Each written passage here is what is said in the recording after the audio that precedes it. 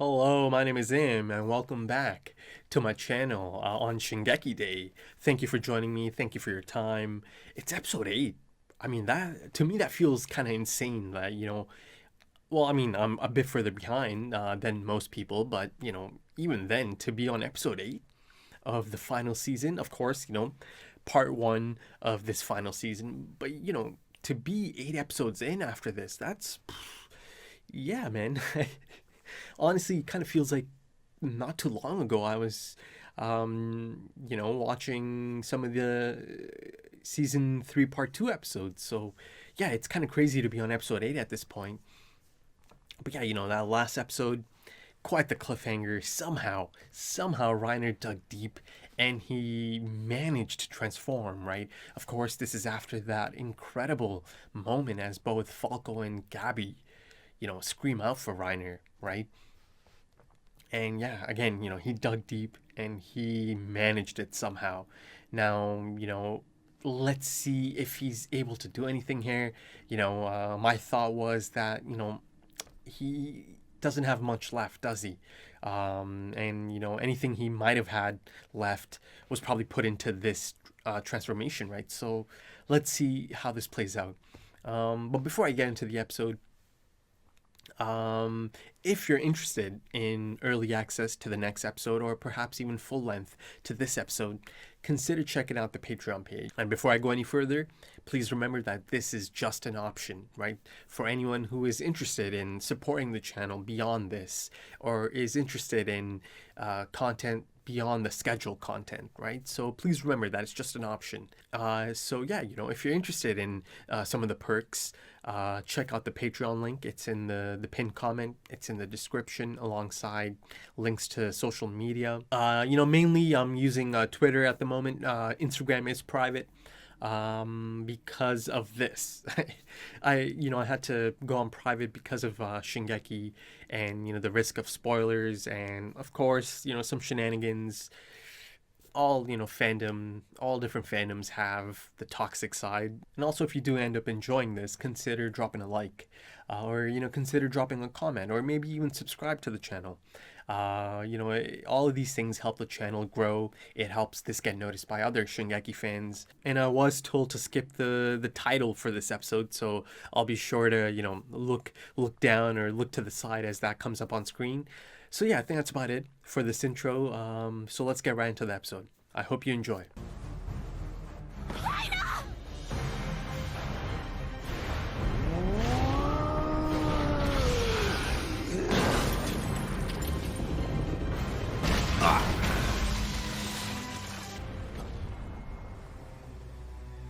Whoa.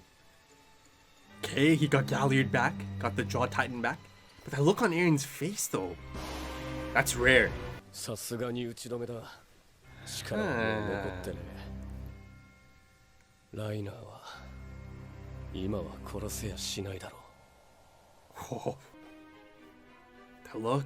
ライナー、またな。See you later, okay. Look at that, he held on just long enough. He got the jaw tightened back. This time he stopped it. Oh, this is it. Whoa.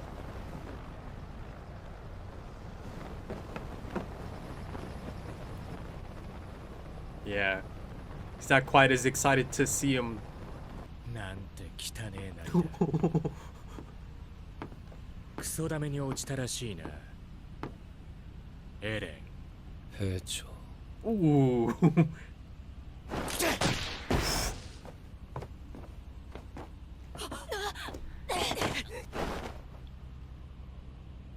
Yeah.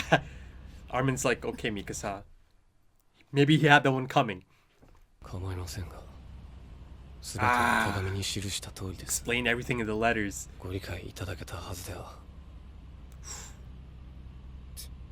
その面。地下街で腐るほど見てきたクソ野郎のそれだ。まさかお前が喜べ。すべてお前らの思い通りだ。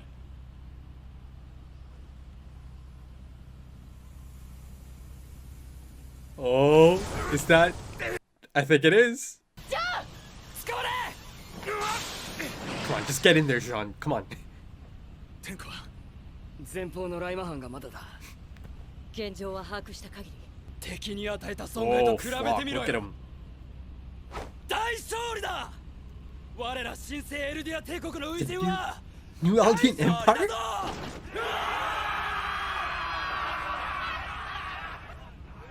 初陣か。一体いつまでやりゃ終わるんだ。Hmm. あと何人殺せば。とりあえず俺たちはまた生き残った。他の仲間には悪いけど、やっぱりお前らは特別だよ。俺は。Hmm. That's beautiful. なんだとじゃん。バカは生えたての家を整えたりするような、つまりお前のことだ。 Okay, can we like close that door now? Okay, that open door just makes me so uneasy. 敵は飛んでいるのに走ったって無駄だ。 Yeah, you can't catch up to that, right? 門兵の二人のおじさんは私を叱った。 Right. Nice guards. 私が広場に行こうとしたから。 It's エルデ music ィア人 again. の私に危ないからやめろって。私の大切な人たちのいる Right. 私の家だから。それを踏みにじられることは許せないの。なぜだライナ。なんで母さんはあの日巨人に食われた。踏みにじられたからだ。 As expected of Falco. 敵もマーレの戦士から攻撃されて大勢殺されたから、その報復で。 Retaliation. あんたはそれを見た。 Whoa. いや、見てない。 Wow. 私も Hmm. 見てない。ちゃんと習ったでしょ。奴らは今も昔も殺されて当然の残虐な悪魔。ライナ。 I'm the お前 same, と right? 同じだよ。海の外も They're 壁 all の the 中 same. も同じなんだ。 Whoa. Did she actually catch up to him?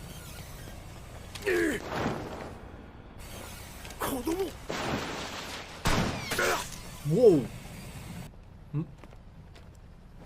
No. まだ繋がってる。ガビ、 No. 何するつもりだ。ガビ、お前まさか The music 乗り込む again 気じゃ。 from the balcony. 島の悪魔を皆殺しにする。今は勝てなくてもみんなが Oh, she's on like a 私の suicide 思いを継いでく mission. れるでしょ。 Okay, this is. ガビ。お前がガビを救い出すんだ。この真っ暗な俺たちの未来から。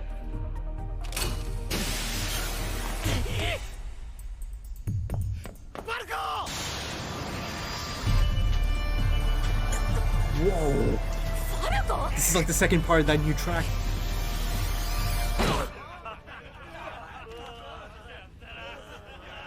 Of course, Sasha hears it. 音がしましたよ。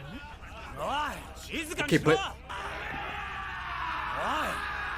そうや。 okay, I hope Falco stops her.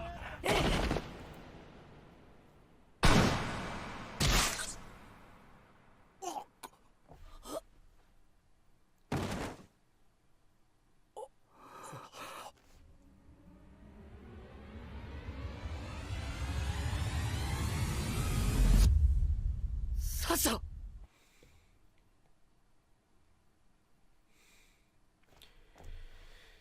Oh god, they set this up a few episodes ago, didn't they?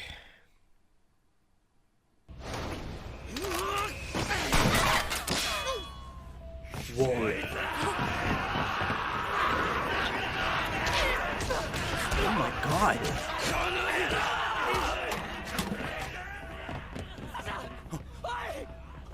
しっかりしろ。おい。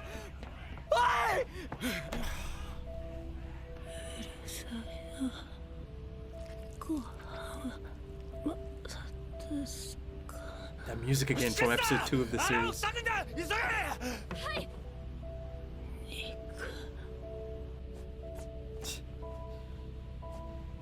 Man, how did it get to this? That was so sudden. I'm so shocked she made it on. Oh man.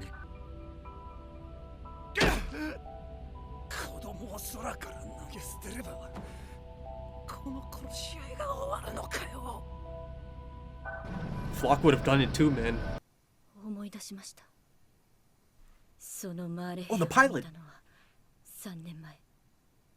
ライナーら戦士隊撤退以降、 Whoa. パラディ島へ向かった最初の調査船団のメンバーでした。あの顎ひげは似合ってなかった。Yeah. おい、いつまでそれをつけてるつもりだ。評判良かったんですけどね。So. お前を呪い殺すのは真のエルディア人だ。 God, I hope she's fine, man. I mean, she just took a shock, but.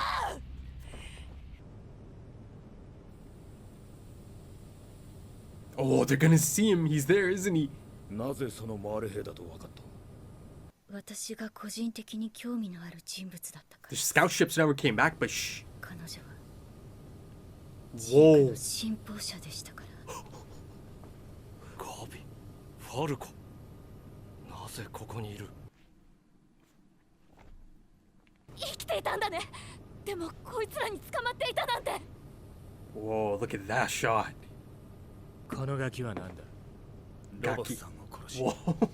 立体軌道で乗り込んできました。そしてこの子にサシャが撃たれてもう助かりそうにありません。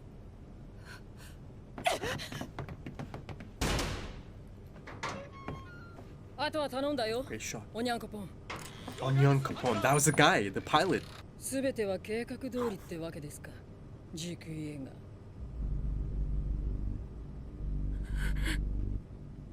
大筋は良かったが、誤算は多々あった。 Miscalculations. 何この子たち。誤算だ。やるな！アギトとシャイキはお前が拘束するんじゃなかったのかよ。仲間が余計に死んだんだぞ。すみません。確かに二人を穴に落とした Whoa, のです。 Yelena, huh? その余波で獣が予定よりは Ah, right. 遺失部を俺たちにくれてやった。 It was quite a shocking sight to see him.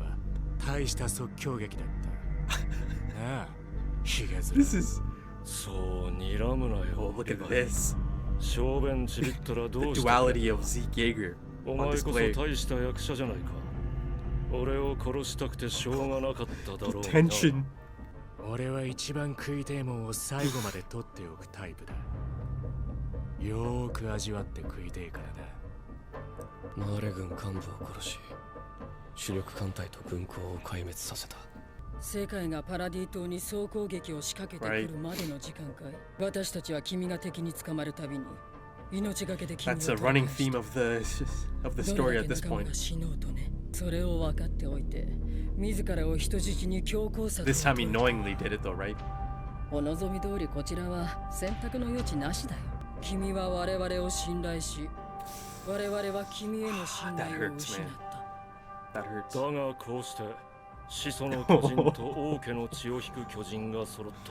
Oh my すべての goodness. 尊い犠牲がエルディアに自由をもたら Eldia's し、 freedom. 必ず報わ There れ it る。 is.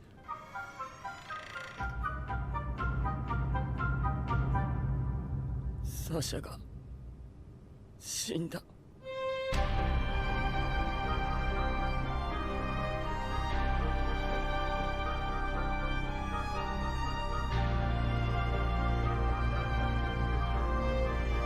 God.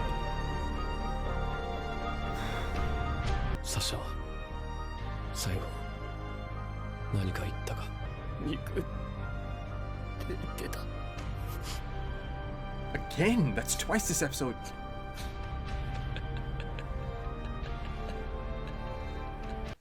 Just like the season 2 finale, huh? Nothing changed. 食料国お肉移ってきました。大丈夫ですよ。土地を奪還すればまた牛も羊も増えますから。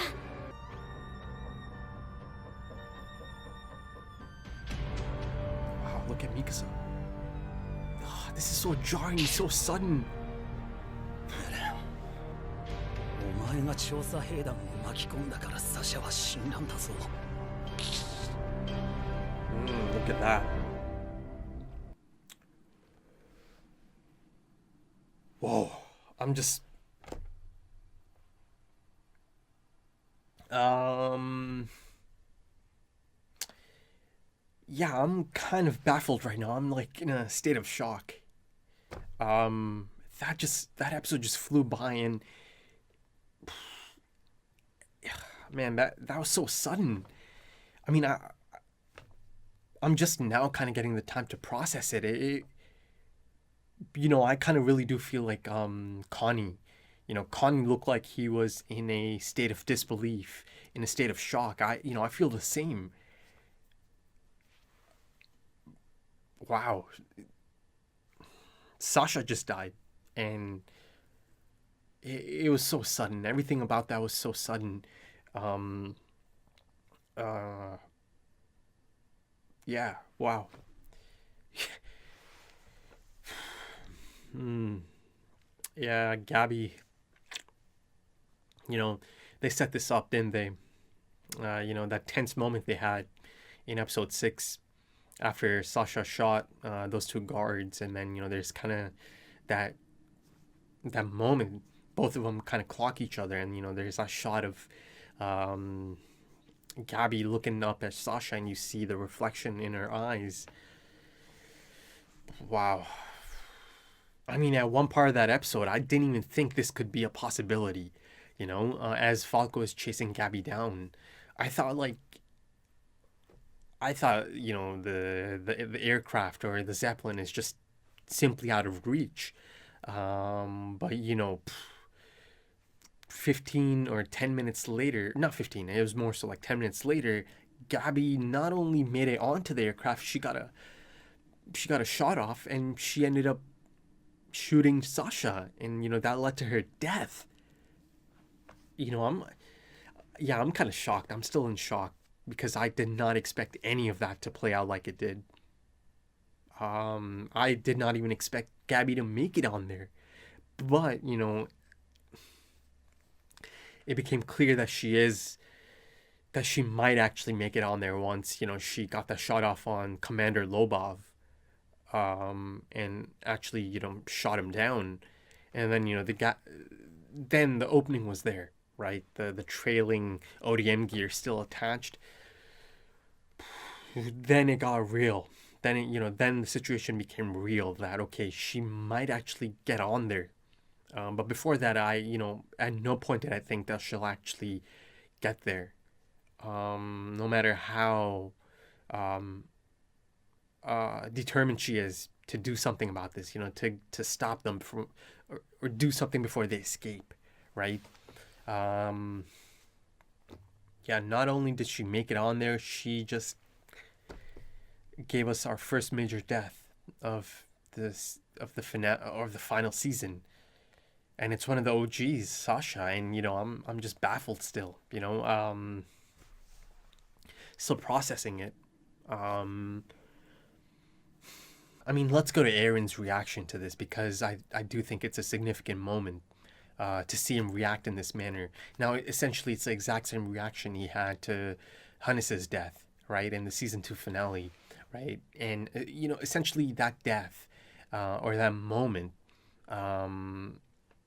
in that moment he couldn't do anything, right? And that kind of led to this mental breakdown, right? He's hysterically laughing because he couldn't change anything, right? No matter how much he tried, he just couldn't change anything. I believe the term he kept using is nothing changed, right? After all this time, after thinking that he's made so much progress and that he can help out, or that he can help and defend his loved ones, in that moment in time, nothing changed, and Hannes still ended up dying, and that caused this mental breakdown. And this reaction to Sasha's death had that same sense of hopelessness to it, didn't it? And it does appear that this is a coping mechanism for him, isn't it? It's happened twice now during these mental breakdowns he's having. This essentially broke him for a moment. So in that sense, it means a lot that this is how much it affected him, Sasha's death, that for a moment in time he kind of snapped out of that distant, cold emotionless state he's been in since essentially the season 3 part 2 finale, right? This is how much her death kind of meant to him, right? Or this is how much it affected him. That, for the first time in a long time, you see him emote, right? Or you see him being emotive about something that means a lot to him. And the fact that he kind of thinks back, or, that's the memory that comes to him. Sasha on top of the wall in episode 4, right? And I'll never forget that episode because, I also had that fond memory of Sasha, right? And I'll also never forget that moment because I remember saying, oh, this feels like a feel-good moment. And then, of course, the Colossal Titan showed up. But, the fact that Eren is thinking back to that moment really shows you how fond he is of Sasha, or her, disposition, or how fond he is of that moment, right? Fondly thinking back to that moment. And he is, thinking of how Sasha remains Sasha, right? She remained that same person right till the end, right? Right till her final moments. And, the fact that her last words are meat, I think that really is perfect. It really is perfect. Because, that term, meat, really does encapsulate her character, doesn't it? Because to her, meat represents comfort, right? It represents freedom. It represents home and hope, right?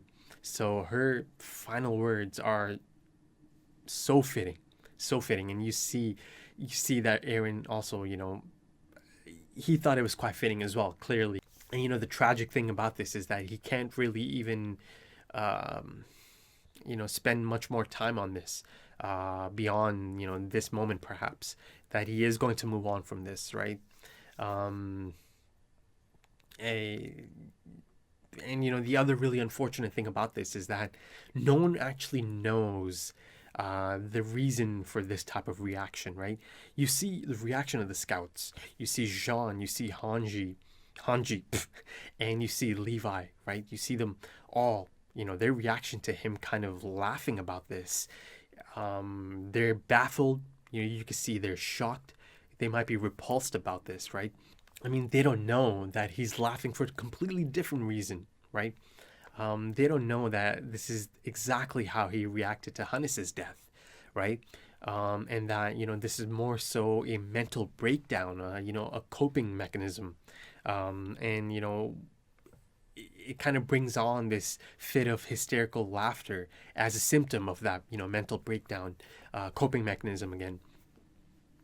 They don't know this, right? So to them, unfortunately, it's more of Eren being so different now, being so detached from them, almost like a stranger at this point in time.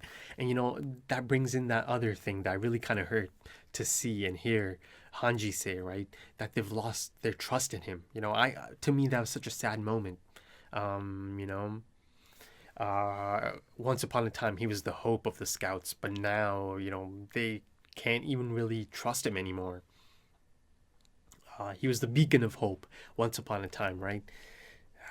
Look at things now, right? Right, so that's that angle of Eren's reaction. Now I do have to take the other angle because, before you even get to see his reaction to this and, the last words kind of triggering his memories of Sasha in that moment, or that specific memory of Sasha in that moment, the first thing he thinks of doing, or the moment he finds out that Sasha has passed or that she has died now, the first thing he does cannot be ignored, right? He asked Connie if she said anything, her final statement, her last words, right?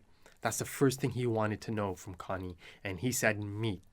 And his reaction to this, yeah, you cannot ignore that. You simply cannot ignore that.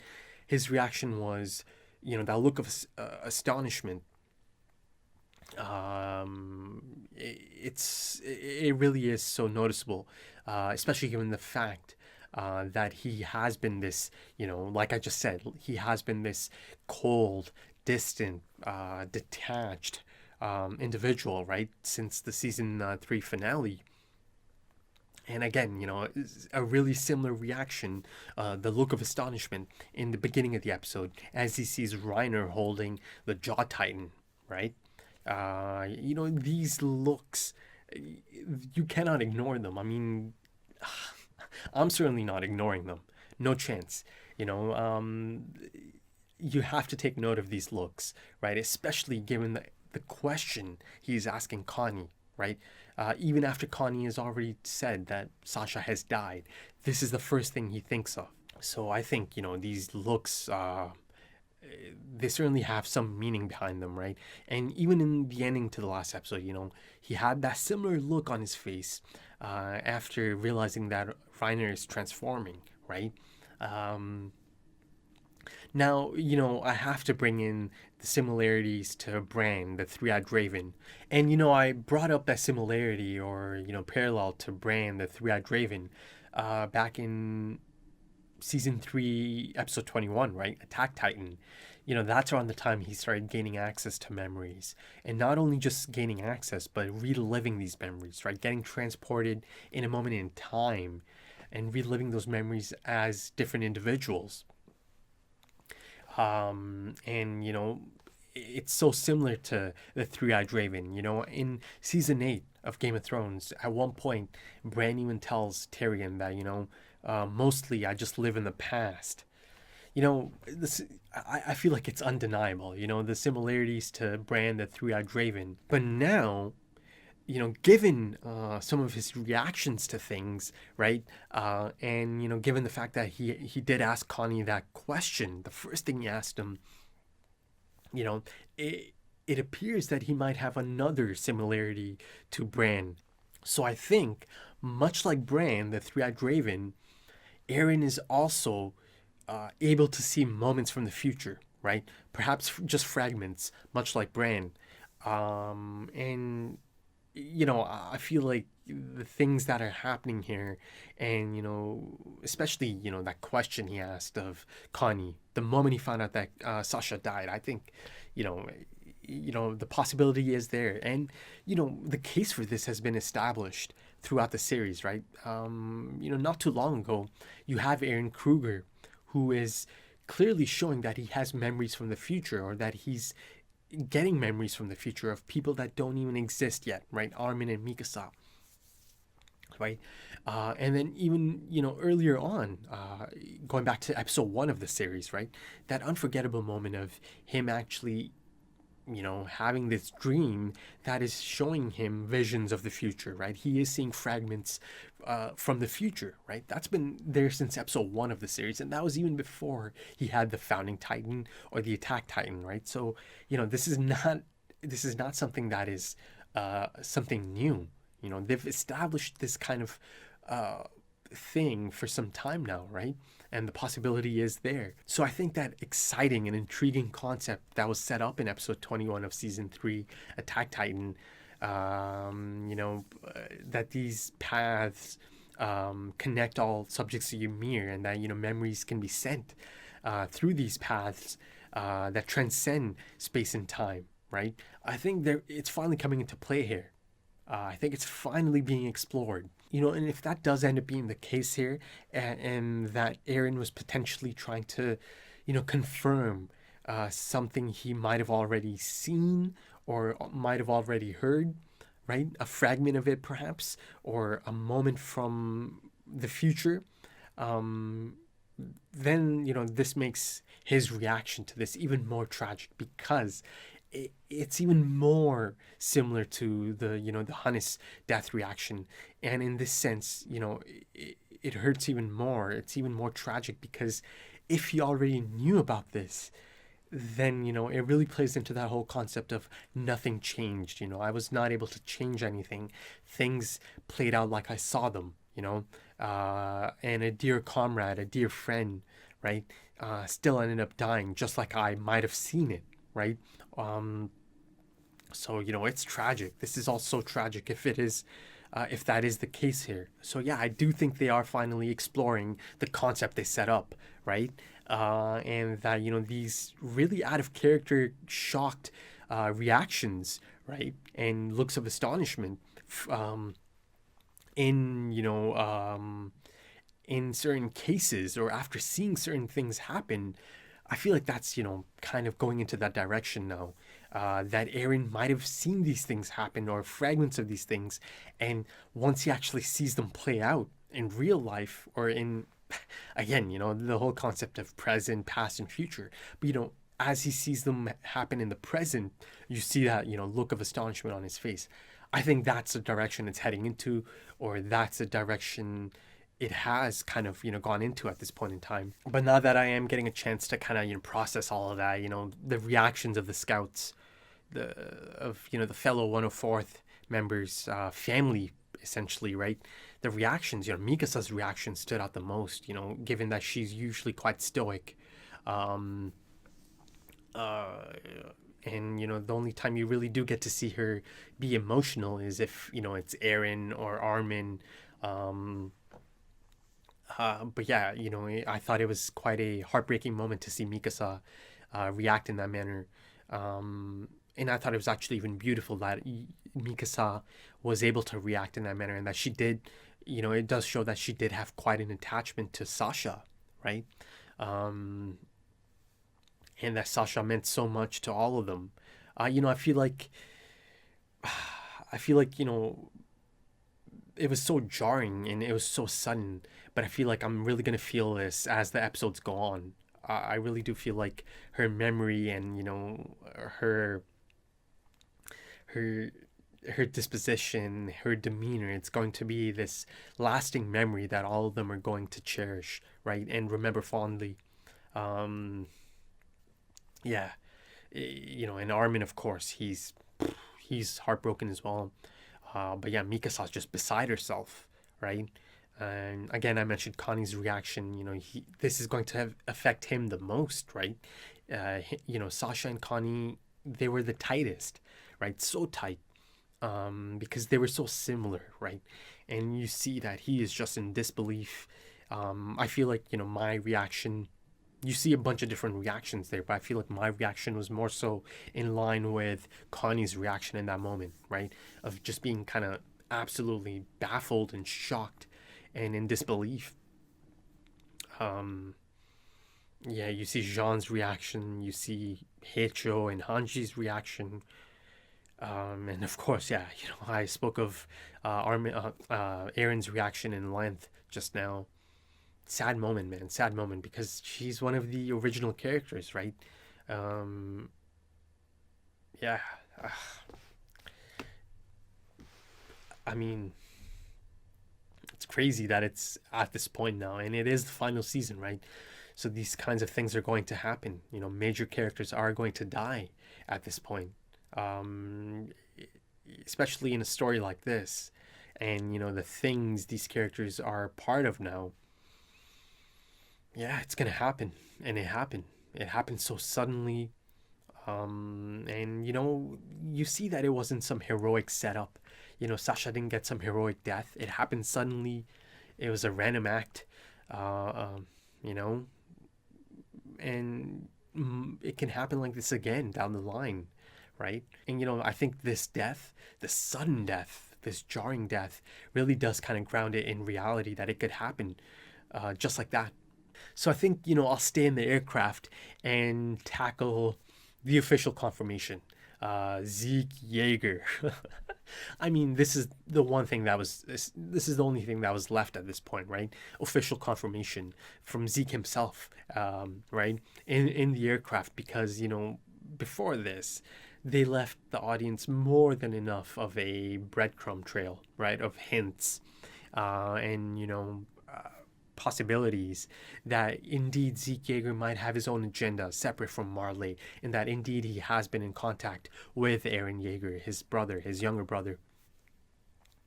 I'm not going to go into all the hints again. I've talked about them, and I've brought them up over the last few discussions.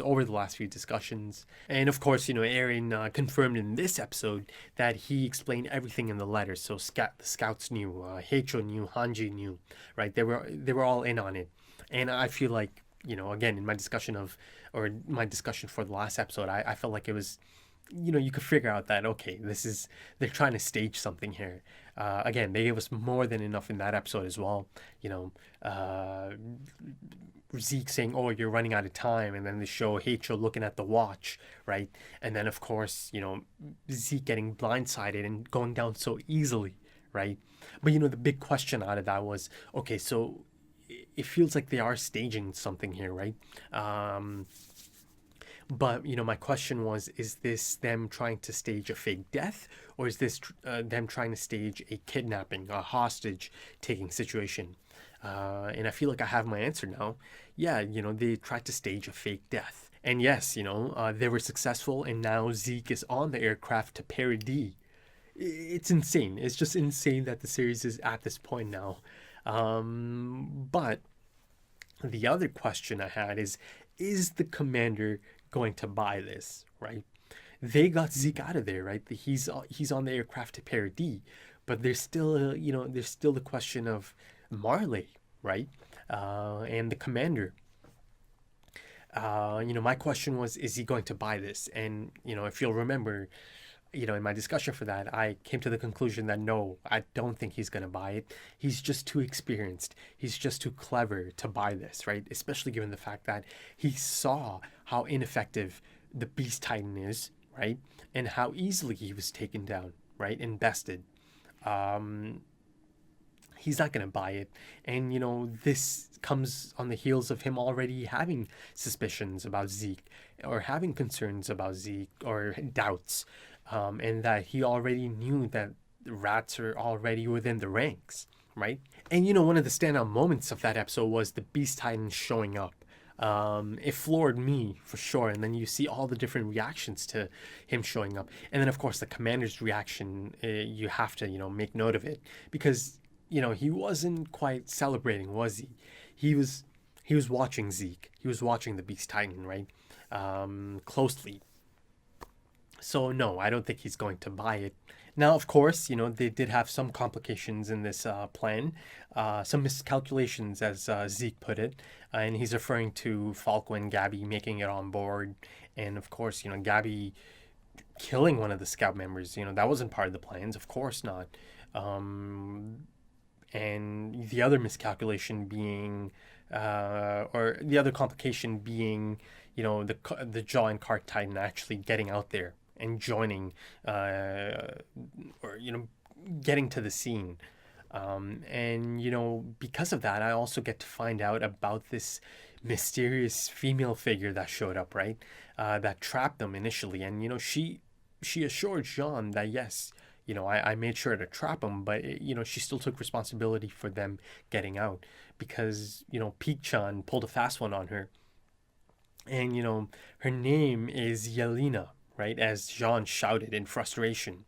And I'll get to Jean in a bit, but you could see just how annoyed he was, right? And how frustrated he was because of this. That people ended up dying because of this slip up. And because of this slip up, that really jarring moment happened. I was, like I said, I was quite shocked to see Zeke actually throwing debris at the scouts, right? And essentially he had to, right, because of this slip up. And of course, there's some insight on just why Peak found this soldier to be so familiar, right? It's because she saw her in person 3 years ago aboard that scouting fleet, the first one to be sent back after Reiner's return, right?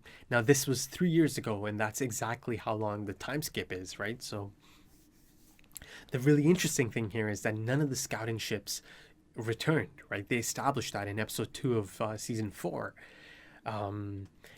And the thing to note here is that she's established as someone who is quite devoted to Zeke Yeager, meaning there's I'm starting to get some pieces now, some of the missing pieces. It's possible that Zeke actually sent her there, right, to Paradis as perhaps first contact.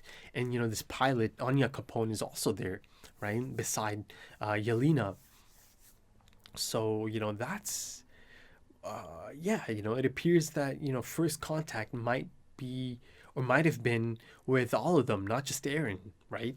And it appears that for those 3 years, she might have been there because none of the scouting ships returned, right? So she had to stay there alongside Anya Capone, the pilot. But of course, there's still a matter of a scouting ship full of Marleyan soldiers, right? Other than Yelena and Anya Capone, the pilot. So it'll be interesting to see how they handle that situation, right? And of course, since none of the scouting ships returned, and again in episode 2 they made it quite clear that they understand the reasoning for that. Zeke himself even put it out there. Eren Yeager, as the one Titan, probably had help from another Titan, right? The Colossal Titan. So Zeke himself even put that out there in episode 2.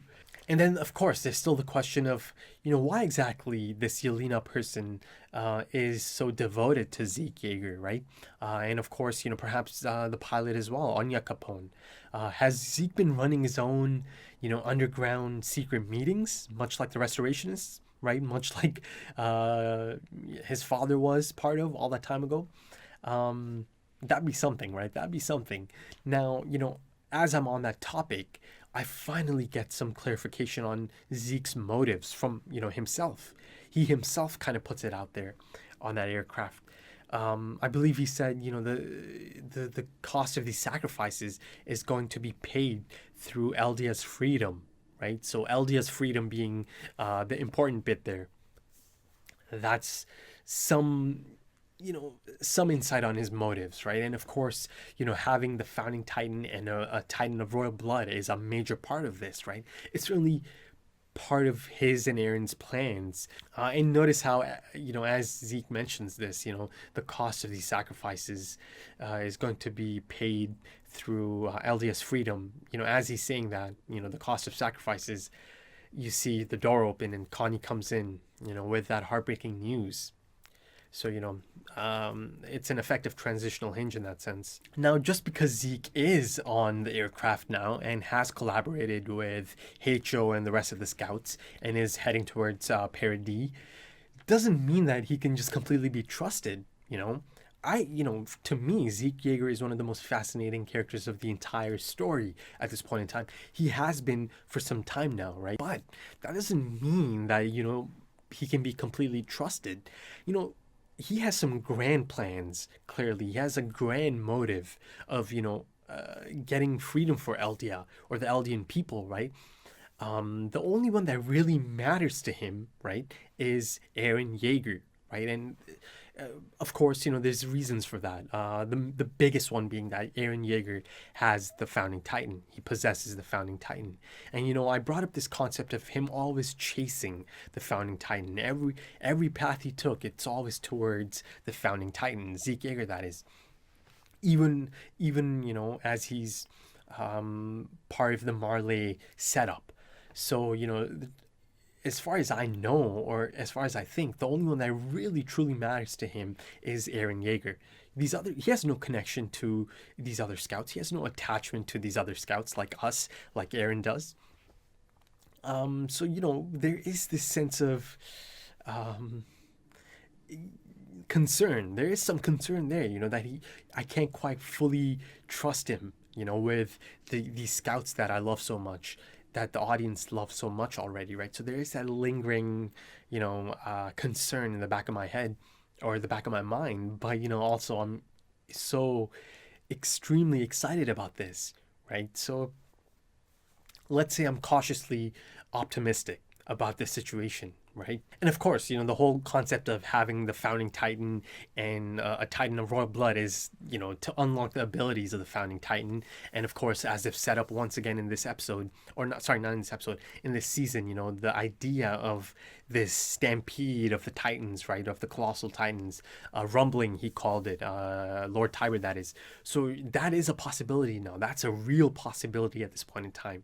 So, the things Lord Tiber spoke of, in that theater performance of his, those are now definitely possible, right? It's a reality at this point in time. I absolutely love the visual symbolism of Zeke's glasses. I feel like it's all, by design. Notice how anytime, I guess I can only speak for myself, but, again, I guess I'll give my thoughts on it. I feel like anytime his glasses are kind of grayed out and you can't see through to his eyes, it feels like, he's this ominous, mysterious figure that might have ideas, so many layers below that, he's difficult to kind of crack. Yet, anytime you do see his eyes, it's crazy how fast that changes, right? And how approachable he becomes and almost, harmless he appears, right? And, at one point you see, and I felt like it was kind of depicting the duality of Zeke Yeager, as one lens is kind of grayed out, and his left eye, you can see through to his eye, and this is as he's speaking of the founding Titan and or a Titan of royal blood now being on the same side or being matched up, right? I felt like that was kind of depicting the duality of Zeke Yeager, and that there's still much more to him.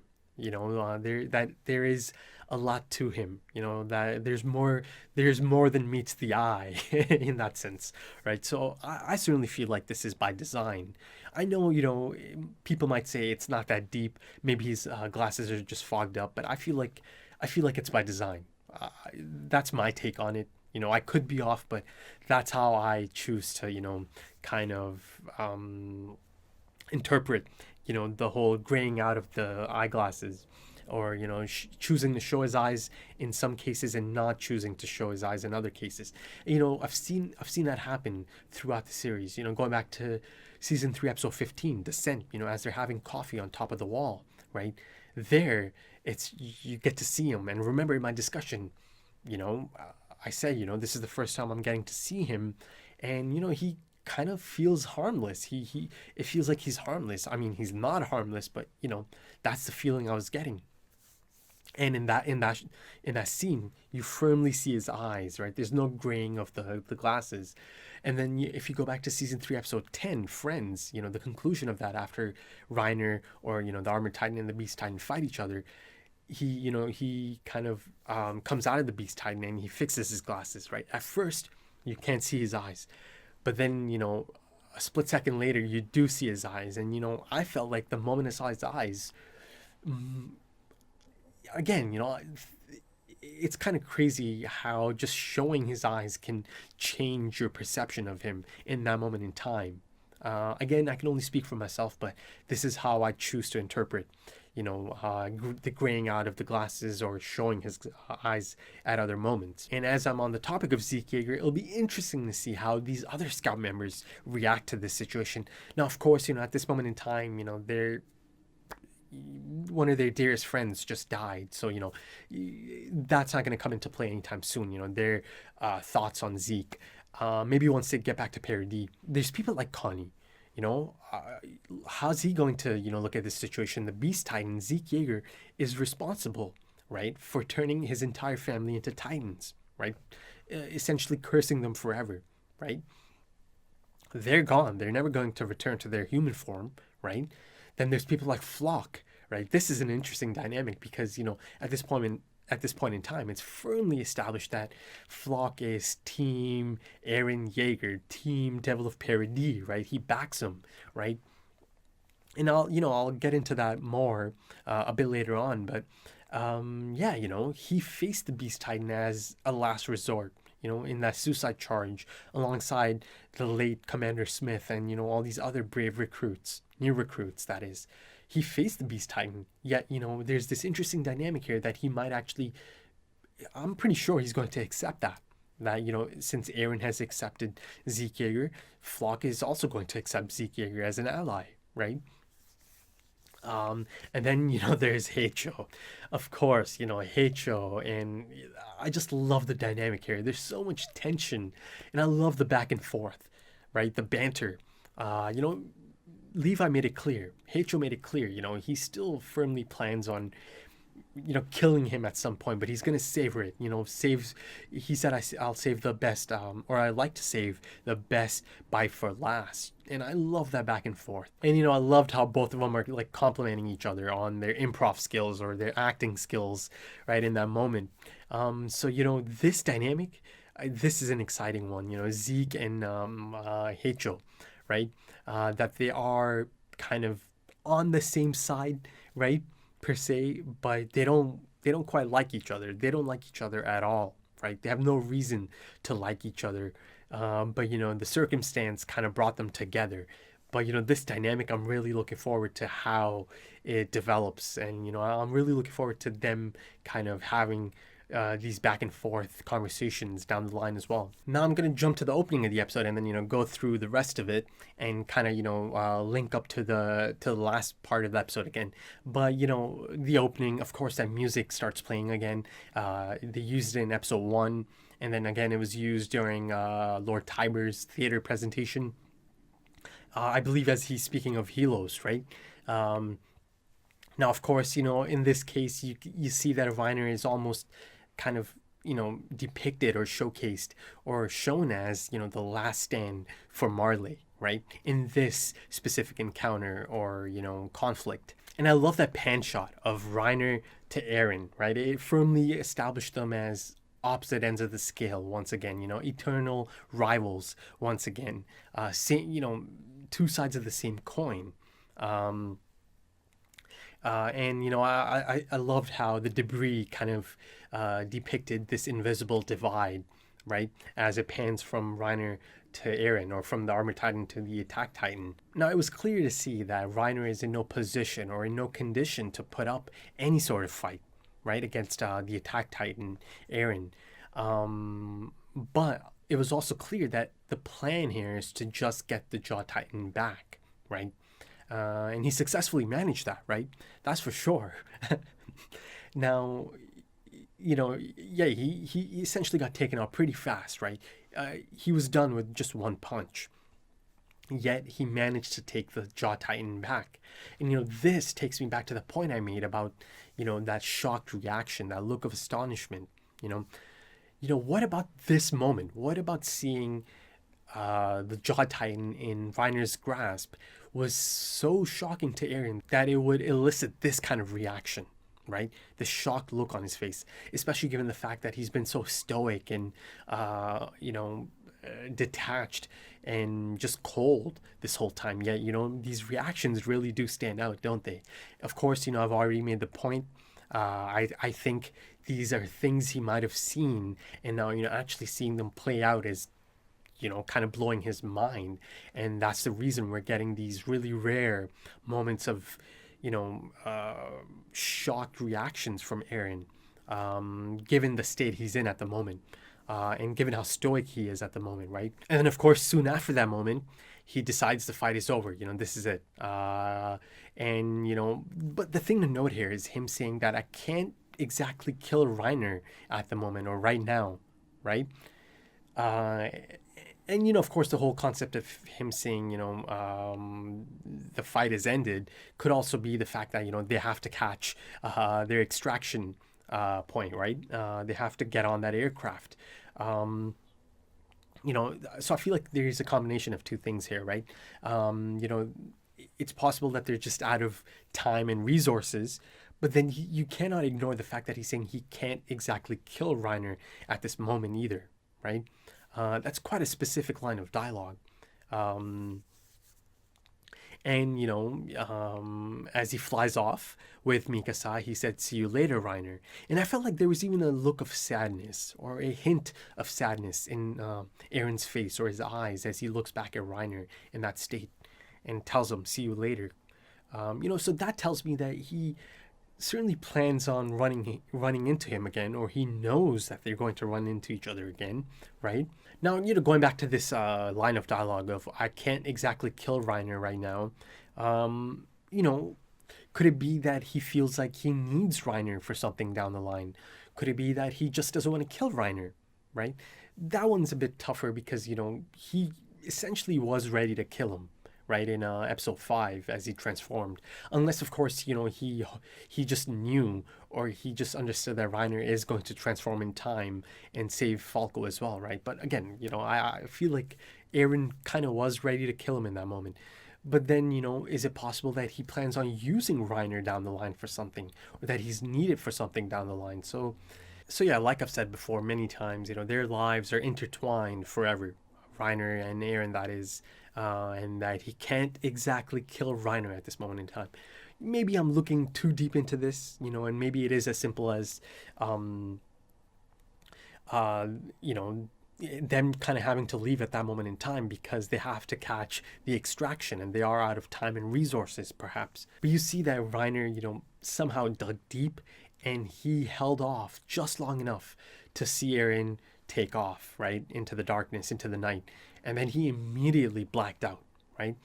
So, and I felt that, you know, that lingering shot of him just, you know, blacked out as the armor titan, even though, you know, it's not a complete transformation, and it really does show us the man underneath the armor in that sense.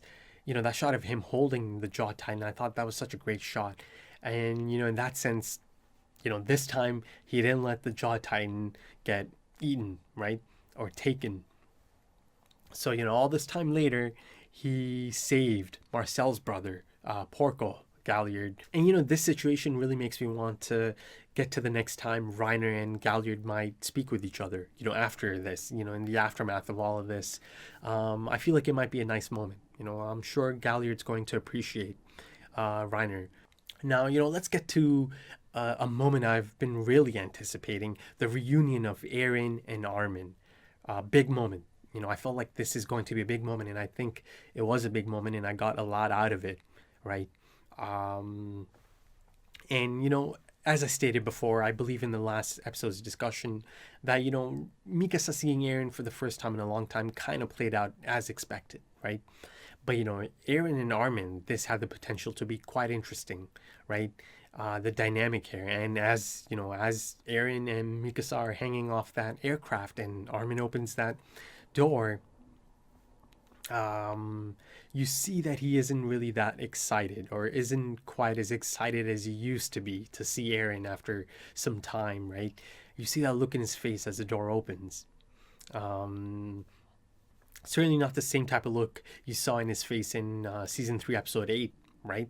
As he sees Eren is safe and sound, and, you know, he calls out to him. He's super happy to see him, right? And he lends out a hand to pull him out of that underground chapel, right? You know, he certainly lends a hand to him, but it's a totally different type of tone at this point, isn't it? And, you know, there's a really anime-specific thing that happened in this, you know, exterior shot of the aircraft. You see Armin standing there, and half of his face, the bottom half of his face, is covered in darkness, right? I believe it's called face framed in shadow, right? And it really gave off this standoffish tone, this cold tone, right? And even, you know, that scene, you know, there's no talking at all. It's quite a tense moment, right? As it, you know, transitions from face to face, you know, it shows all of their expressions. And, you know, you see Mikasa, you could tell she knows that this is going to be a tense moment. She knows how Armin feels about this whole situation, right? And as she's looking down, almost kind of avoiding Armin. Now you can see that, you know, there is a bit of a standoffish tone, and that Armin isn't quite, you know, happy with Eren's behavior. But, you know, also that, you know, he hasn't really completely given up on him either. I feel like that shot of them, you know, making contact hand to hand, and that shot lingering on it as it transitions, you know, as it fades out and you see their hand still, you know, hand to hand. I feel like it's more of a depiction of, yes, the ideals might have changed, you know, and I'm kind of disappointed in you, but there is still, that connection is still kind of there, you know, that you still are my brother, you know, and that you are family to me. It didn't look like he completely gave up on Eren just yet. And then once they're inside, you know, you see Heicho give Eren a roundhouse kick to the head, right?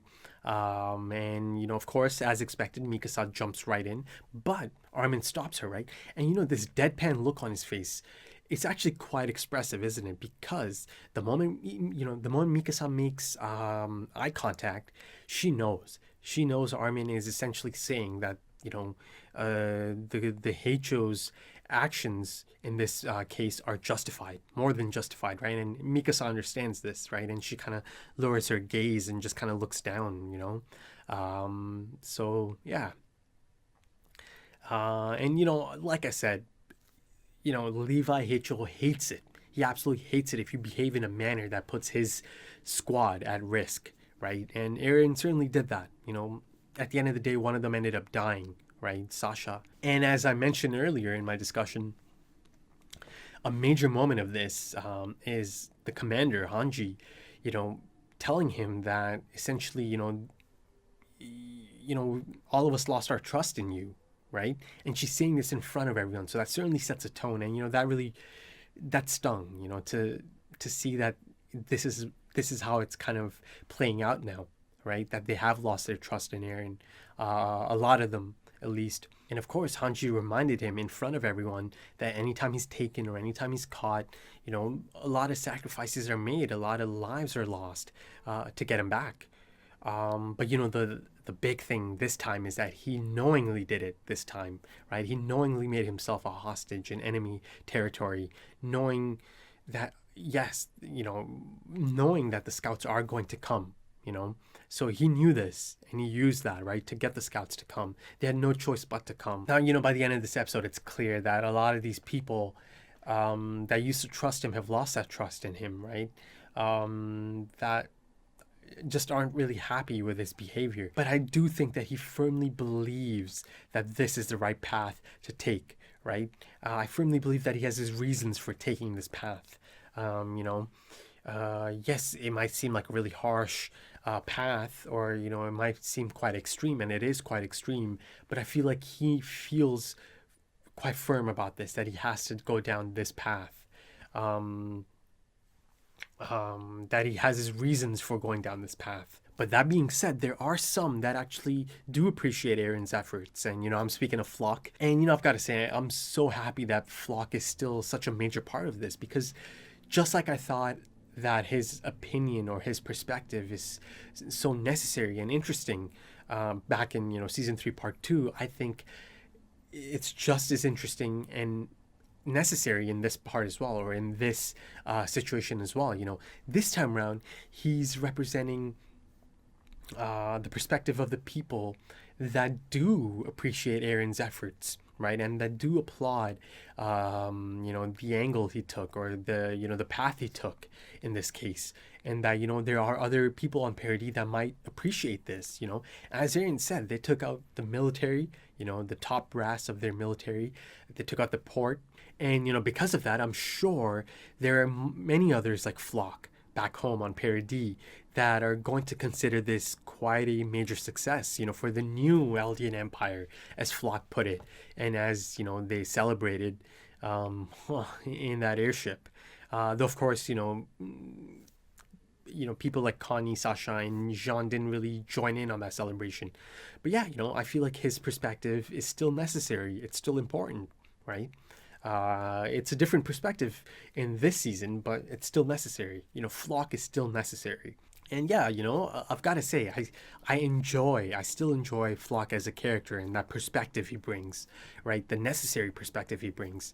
And, these kind of characters are necessary in a large ensemble cast, right? And of course, Isayama-san has created such a fantastic balance of character types, right? So going back to that moment I brought up earlier, that tense moment as Sasha and Gabi kind of clocked each other, right?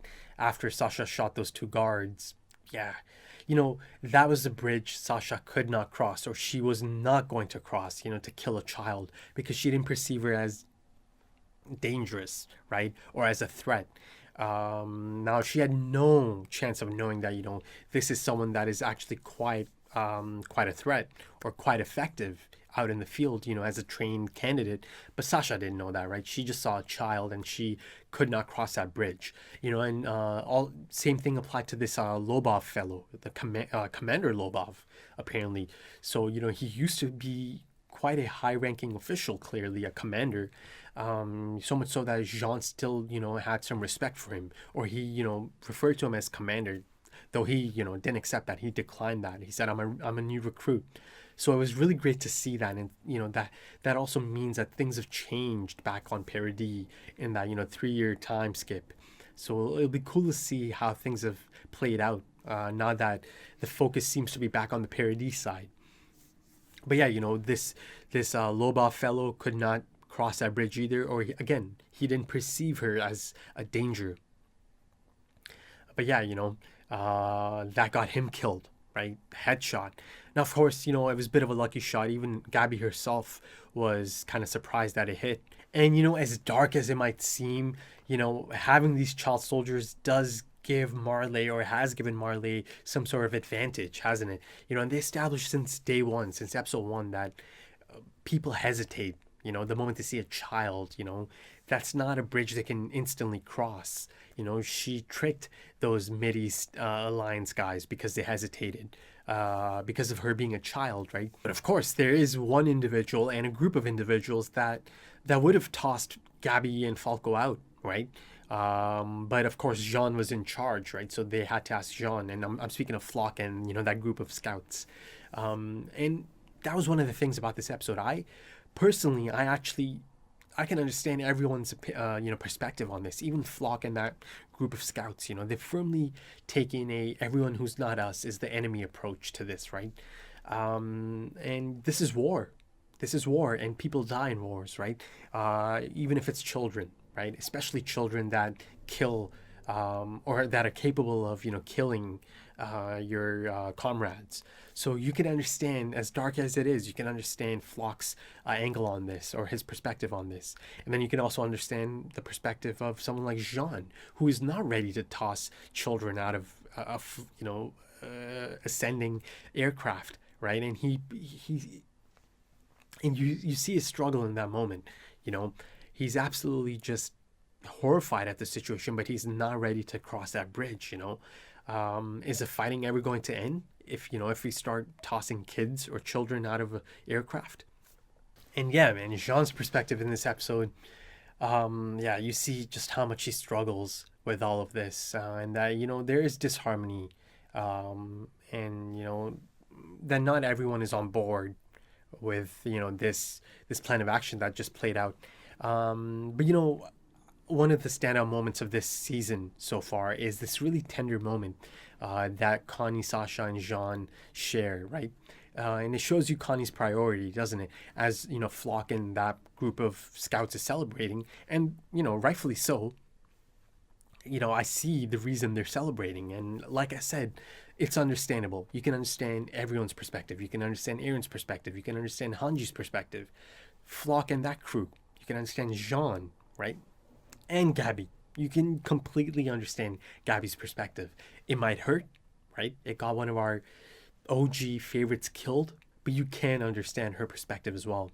No matter how much it hurts, that her actions led to the death of one of our favorites. But, I love that tender moment as it's separate from everything else that's going on, as Connie hugs them and tells them how special they are to him. And, the thing that mattered to him most is that they all survived together, right? To live, to fight another day, or to live another day, right? Because to him, these two are the most special. They're essentially family. And of course, that hurts even more given how it plays out at the end, Of course, it's kind of all these moments, the open door to the aircraft, the tailing ODM gear cable, these tender moments, these beautiful moments, red flags, right? They raised a lot of red flags in this. And, I mentioned that shot of the aircraft and the lingering ODM cable, right? In hindsight, that's such an ominous shot, isn't it? As inside, Jean, Sasha, and Connie are joking about his beard and food, but that shot lingered for so long as it's panning out. Again, even during the episode, that open door really made me uneasy. And earlier on, I didn't even think it was a possibility that Gabi could somehow board the aircraft, but yeah, it became clear once she took down Lobov. This is a really scary possibility that might play out. Man, let's get to one of the most important parts of this episode, perhaps even the season, right? Falco and Gabi, the conversations that play out, in different segments. She brought up the brutal death of Sophia, the brutal death of Udo, right? The death of the two nice guards who actually protected her, or looked out for her, even though she is an Eldian, right? Essentially, I feel like everything she did in this episode, or everything she said in this episode or acted out, is essentially in line with the things they've set up about her since episode 1. It's in line with her characterization. In a prior discussion, I mentioned that this attack essentially reiterated the hate she has for those Eldians, right? All of that indoctrination proved to be true, right? For her, that is. And she firmly believes that they took the only slim chance, or the slim chance there was, to prove that good Eldians exist, and they just absolutely destroyed that chance. And you do feel her grief in that moment, because she firmly believes this, even though it might be far from the truth, right? And Falco's there, and he tries, and I'll get into that, but you feel that grief. And once again, she brings up the concept, or the reality, that this is her home. This is their home. And I spoke of how she loves her hometown of Liberio, right? And she brings up that concept again. This is where the people I love live, and this is the hometown. This is our home. In that sense, perhaps it was a bit on the nose, reiterating this once again, even though it's been firmly established.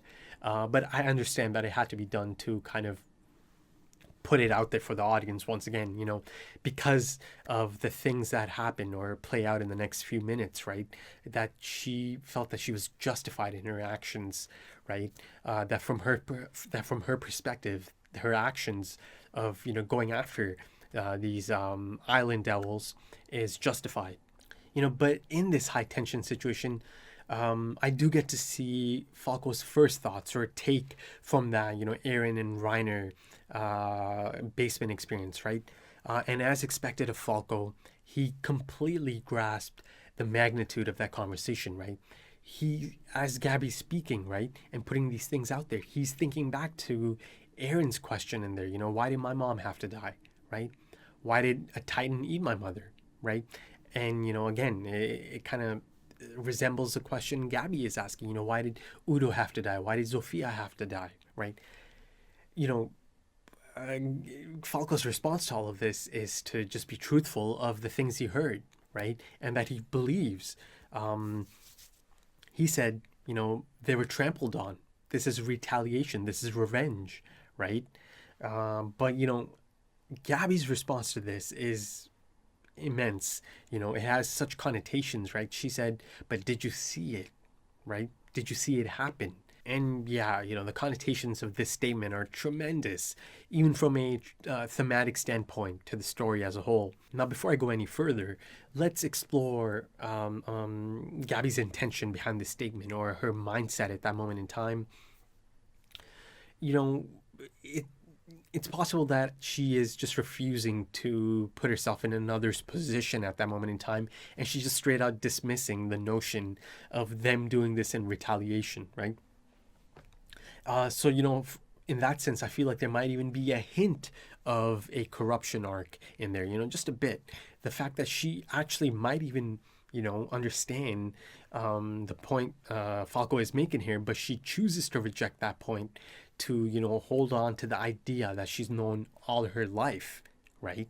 And, this idea has really given her this, driving force. Now, this other angle, and I do feel like this angle is more in line with her thought process at that moment, is the notion that people who died here today, people she cares for, people who had their homes destroyed, they had nothing to do with any of the potential tragedies, right? None of them had any hand in any of that, right? Why are they paying for someone else's crime, right? Now, that is the question, Gabi, isn't it? And there's many cases of something like this happening, right, throughout the series. This type of thing is human nature. Young Eren, similar to Gabi's age, goes through the same thing. He was so angry that his mom died, right, that his home got destroyed. He was full of rage and resentment and firmly, embraced the idea of retaliation, right? And you see that play out once again. Like I said, retaliation breeds retaliation, right? And, there's so much deception in this story from so many angles. People and characters have been lied to and tricked by figures of authority.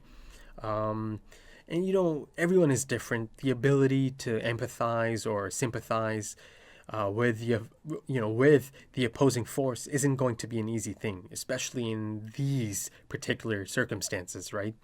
Now, see, it was established from really early on that Falco is a brilliant young man, right? He does have the capacity to be open-minded. He does have a big heart, right? And that's a rare thing, you know? And they established really early on that he completely understands the terrible nature of this whole candidate business, right?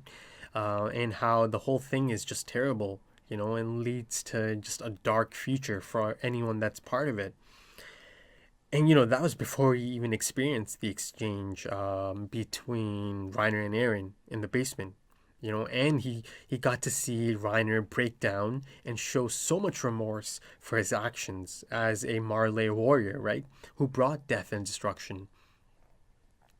So, you know, Falco has quite the understanding of the situation, and that conversation just kind of made this case stronger, right? But the point is, that Gabi is a totally different type of person, right? Totally different mindset. As I said before, even if Gabi was down in the basement, you know, she wouldn't believe anything Eren was saying, right? Because she has such a firm belief in the things she's been taught, right? And she, you know, she was essentially ready to die on that aircraft, right? Believing in that. So, you know, people are different. And, you know, even Reiner, her cousin, her older cousin, who she looks up to, and this is a character I absolutely adore, right?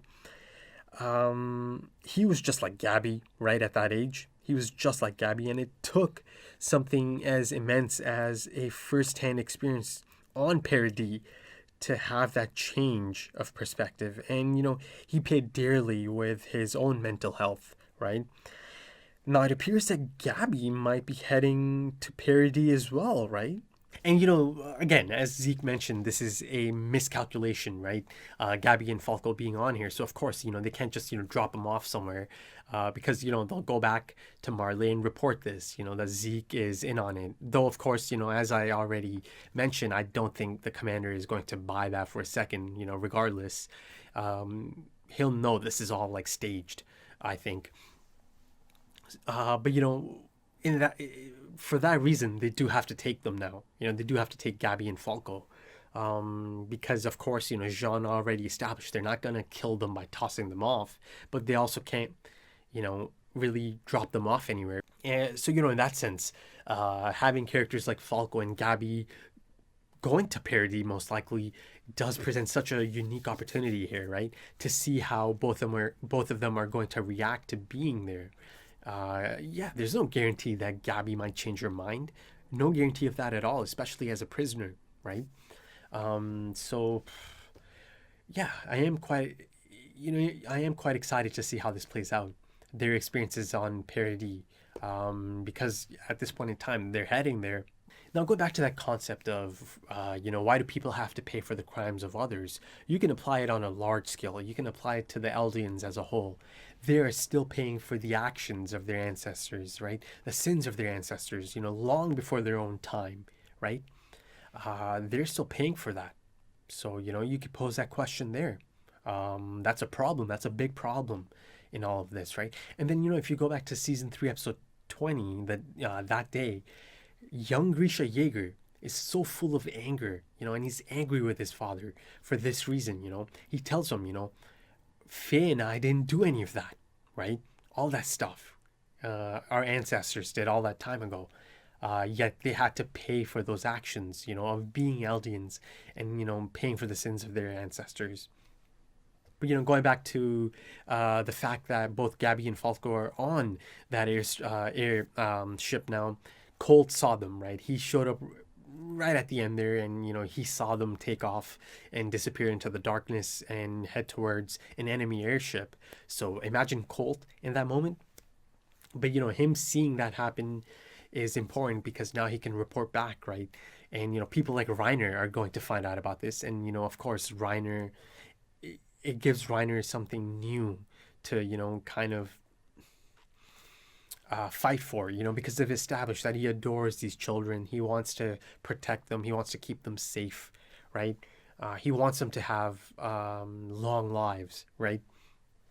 So, that might ignite a new flame within Reiner or give him a new angle or a new thing to fight for, right? But then, that scene playing out as Falco and Gabi climb or, reel in towards that airship, that music that starts playing. Of course, I feel like this is the second part of that incredible score or incredible track that plays during the balcony scene, right? The commander and Lord Tiber in episode 4. Oh my god, the second part of that track kicked in as they're zooming up. Incredible. The moment I get my hands on that soundtrack, I'm just going to have that track on repeat. I'm going to have the whole thing on repeat. It is incredible. Every episode, every single episode, they just absolutely... I'm floored by the soundtrack, by the score. And, great credit to Yamamoto, who has come in and just, he's kept that standard, man. Sawano. To match Sawano, and of course they are collaborating, I know that. But still, to come in after such a high standard has been set and to match that, incredible. But, once they do get on there and after, Gabi gets her shot off and gets Sasha, she's actually about to get Jean. And actually Jean is about to get her as well. So if Falco doesn't, push Gabi there, both of them are going to die. Jean would have taken a headshot and so would have Gabi. So Falco came clutch in that moment. But the scene that followed that one, oh my god, Flock and those scouts, just unleashing a beating, right? Unleashing an absolute beating in a fit of rage. That's grown men. That's the strength of grown men in a fit of rage, just going at these children. It's sickening. It is sickening. I know. Like I said, you can understand their perspective. One of their own just got shot. But that doesn't make it any easier to watch grown men stop children, man. And in that sense, they should be concussed and should have multiple fractures, right? To take that kind of beating from grown men, especially in a fit of rage. Wow, that was a dark moment. Right then, I think that might be it for this episode. I was thinking back to episode 2 and Reiner's dinner table scene. Isn't it ironic that in the end, Gabi actually ended up killing the person he was describing in that moment, right? Even though the whole point of that scene was that he's trying to, describe them as these devils, right? These terrible people. Yet it's just this really mundane story, right? And it's the story about our Sasha and the potato, right? It really is a cruel situation, isn't it? That in the end, Gabi actually did end up killing that person. I feel like this is probably going to hit me as I, think about this for the next few hours or next few days. It's really going to start to set in. It's a goodbye to Sasha, one of the OG characters. Yeah, her memory's going to live on for sure, through her friends, her family, essentially. They'll remember her, and cherish those memories. And, one of the things I've always loved about Sasha, and especially the voice acting, is those screams, right? They're iconic. To me, those screams and those, moments she yells out, those are iconic. On the same level as Buggy the Clown from One Piece, iconic voice acting, right? Those screams. But yeah, that's a goodbye to Sasha. And that's about it for this episode. So if you enjoyed it, please consider dropping a like, consider dropping some comments, give me your thoughts. And if you do enjoy the content, maybe consider subscribing to the channel, and you can support the channel in that manner. And you can help it grow, and you can help it get noticed by more Shingeki fans. If you're interested in early access to the next episode right now, or maybe even full length to this episode, consider checking out the Patreon page. Now, before I go any further, it's just an option. And it's for people who are interested in, additional content, beyond the scheduled content. If that is your thing, consider checking out the links in the pinned comment, the link in the description, and check out the different listings there. Right then, that's about it for this episode. It's a tough one, isn't it? And I feel like I'm really going to feel the effects of this in the next few hours or over the next few days as it really hits me. But yeah, I hope you enjoyed that. And thank you for your time. Thank you for joining me. And I hope to see you again soon. So until then, take it easy.